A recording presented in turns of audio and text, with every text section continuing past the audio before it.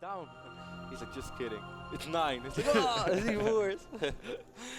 Okay, so guys, it's gonna be a PvP best of 11 instead, and AT Sage, representing team Alt-Tab.Gaming, is going to play against the Russian Protoss player, RoX.KIS Titan. And Ben, you know Titan is a player close to my heart. He's a player close to, well, especially close to your heart, Kev. Why don't you tell everybody a little bit about Titan's backstory? Because I know this is a guy that you have some history with. I have a lot of history with Titan, and I can definitely bust out a few funny Titan stories over the course of this best of 11. But Ben, you always have to start off slow. So just a little bit of history. Titan did not start playing StarCraft 2 immediately. After he retired from Warcraft 3, as he was a pretty successful Warcraft 3 pro gamer, it took him around a year before he actually really started playing competitively. And I actually started joining in. He played some poker before that. He said he had some success, but he said it was, yeah, he had a lot of variance in his play. And he said, okay, I saw StarCraft 2. He's like, I gave it a try, and he said immediately I was hooked again, and I wanted to become the best. Talking about his Warcraft 3 career, Ben, Titan was part of Mouse Boys for a very long time. And that's how most people will remember him, as Mouse Titan. But in the later days of his career, he joined up with a new multi-gaming organization, which was called Gaming. They came out big, they had all these big ideas, they recruited a couple of the absolute top Warcraft 3 players. Well, we see that Titan in cybernetics score is quite a bit quicker than the one of Sage, so I'm curious to see what Titan is going to do with that. But yeah, he was with Gravitas for a little while, together with Hot, who used to be with SK. You met Hot in Ukraine. Awesome fellow. And even Letut was on Gaming for a little while. But after that, Gravitas did not really work out in the end, and Titan decided to stop playing Warcraft, went to poker, but then Ben made the decision to come back to esports, and I'm very glad he did. He's been playing some great StarCraft. He's got some pretty notable achievements. Yep. Where did he finish up in the WCS Russian Federation event? He won the WCS Russia. That's what I thought. Yeah. And that does mean that we should see him in Shanghai, which is very, very exciting. He was already qualified for Shanghai before going to WCS Europe. He still went. Did not have a very fortunate event, though, as he lost in the first round, very surprising, to Star Eagle, which is also funny, by the way, man, because when Titan was just coming up, a lot of Terran players in Europe gave him a lot of love for having the best PvT in Europe. And it seemed like over the course of the last 6 months, that turned into his worst matchup. And I actually think his PvP is pretty damn good at the moment. But yeah, he lost to Star Eagle, then I think he beat Hydra in the PvP. He also beat somebody else, I forgot who it was. And I think then he ended up losing to, I don't know, it was a Terran Reserve. I don't think he ran into Happy this time. Not this time. No. Here we have him up against Sage, a player that is not... It was definitely not a Protoss who he lost to, because I would have remembered that. Sage is a player who's not necessarily as incredibly popular as some of the other Korean players that have sort of made their move into the foreign scene. Sage is living at the Ministry of Wind in Poland. Together with Titan. That's right. So these guys have probably practiced together. They're probably very mindful of each other's styles. We do see Sage opening Phoenix here on Ohana. And that could be a bit of a metagame move, Kev. It's a nice move as well, considering the fact Titan is going for 1 gate robo and then adds 2 additional gates. If you open up Phoenix, man, this is the build that you want to face. But now we do actually see Titan warping in that Nexus relatively quick. And that is good as well, because if you play against Phoenix, it is inevitable that you're going to lose probes. There's just nothing that you're going to do about it.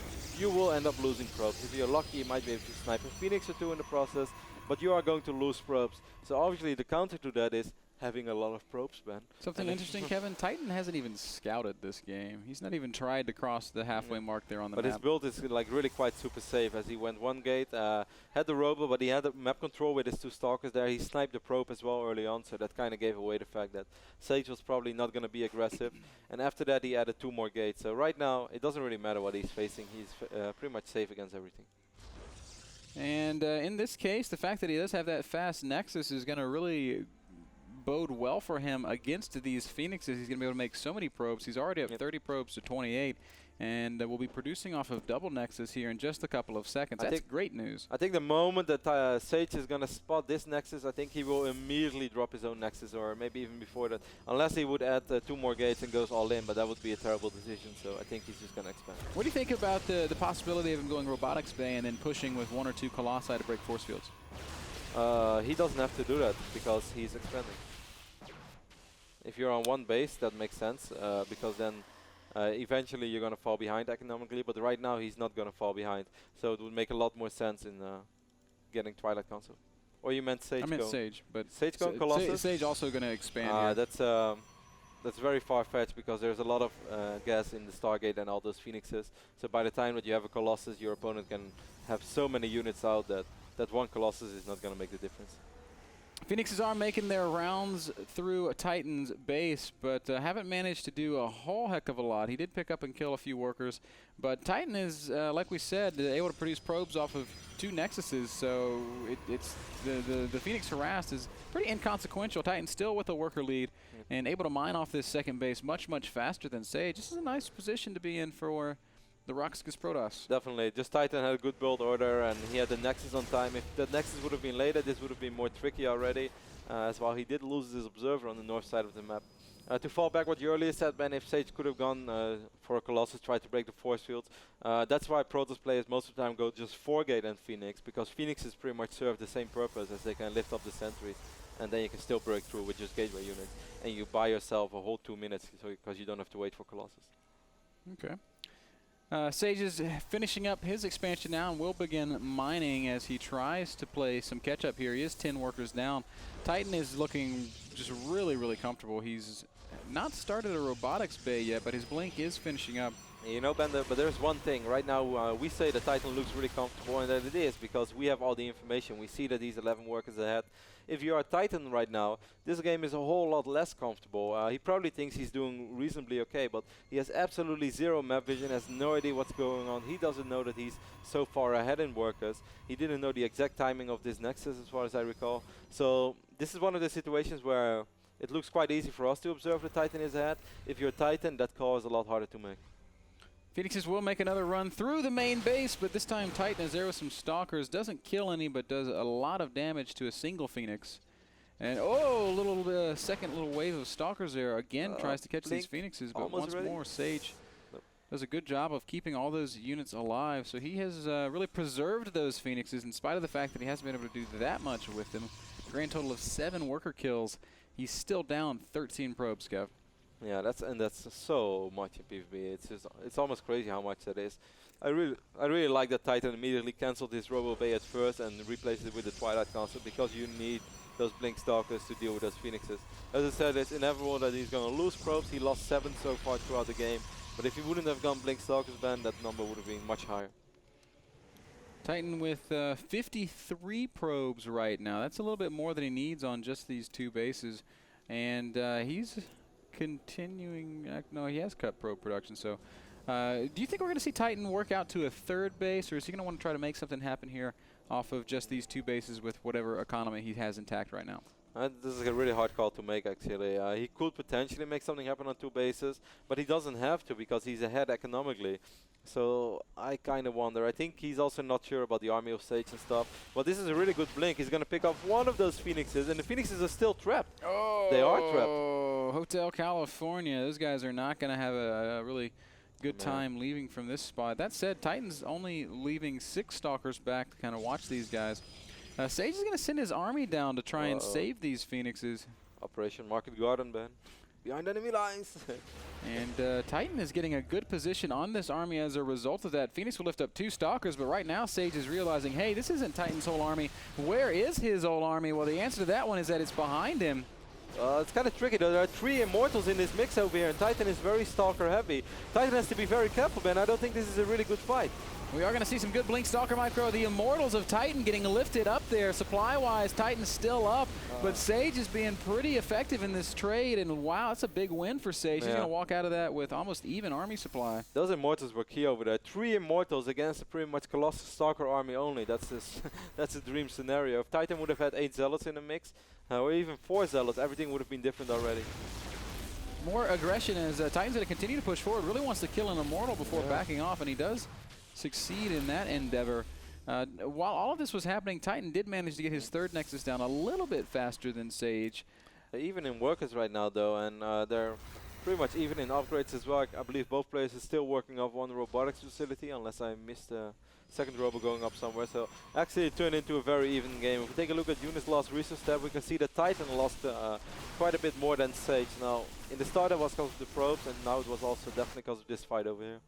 It was a weird fight for Titan to take. He didn't really have to take that fight. Yeah, those Immortals were just so much more effective. And one thing that Sage did really nicely. You saw the Colossus dancing? Colossus was dancing for the people at HomeCraft, man. He's like, Dennis, turn up the music. One thing that Sage did really nicely was lifting the Immortals of Titan.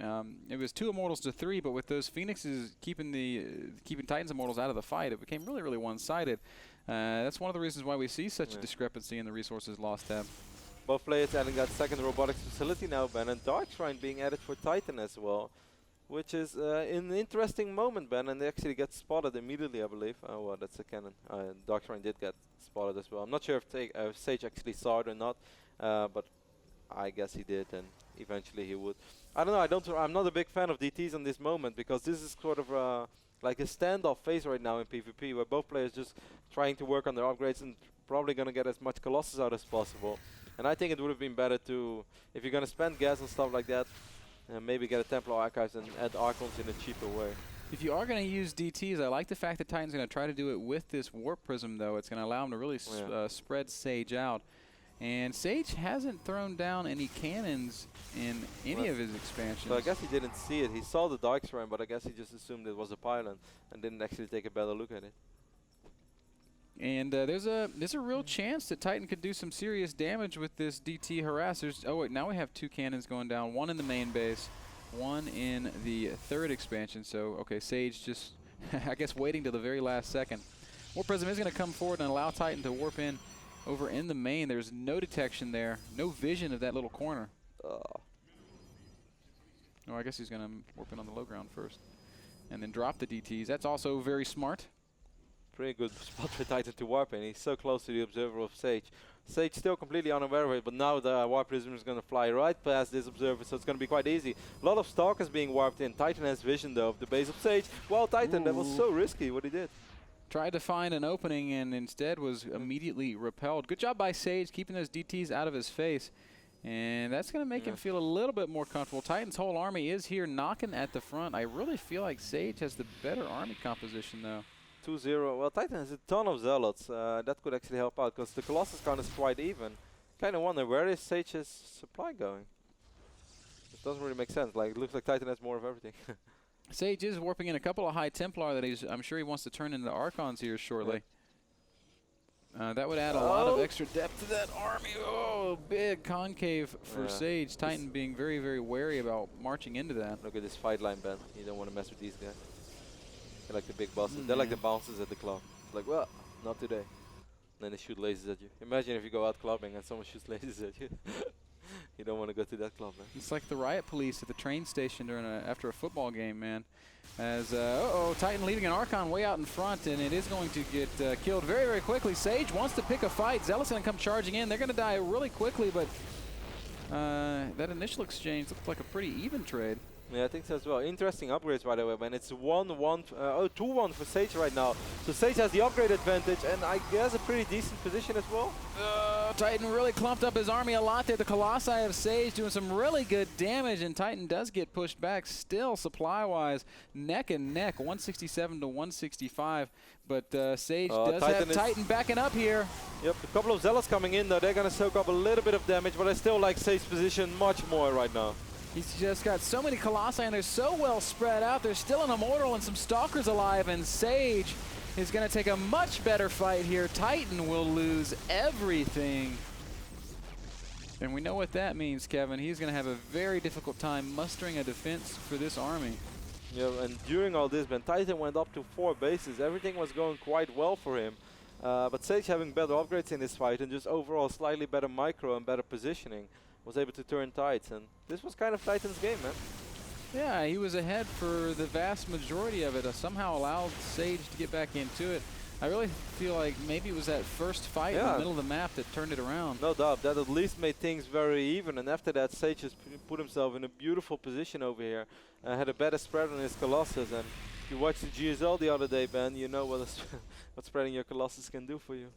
That's another thing Titan did really poorly. His army was so clumped up every time they fought that Sage was just able to be so much more effective with his Colossi than Titan was. Titan still wants to try and hang on for a little while longer. Perhaps he feels like if he can buy the time to max out once more, that he can try and bounce back. But I don't think it's going to happen, Kevin. Titan forced to back up yet again as Sage is starting to really posture forward.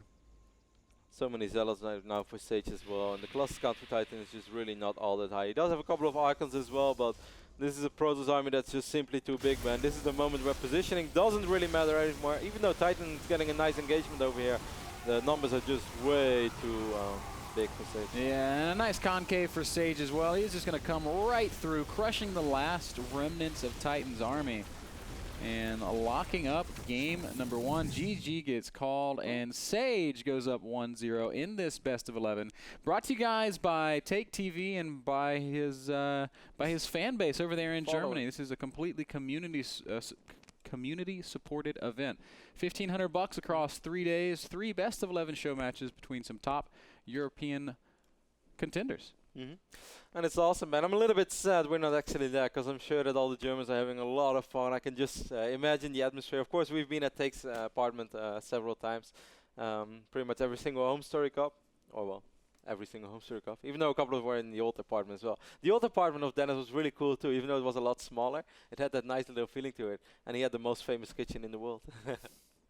Guys, we're going to take a quick break before we jump into our second game. Right now, Sage leads 1-0 over Titan in this best of 11.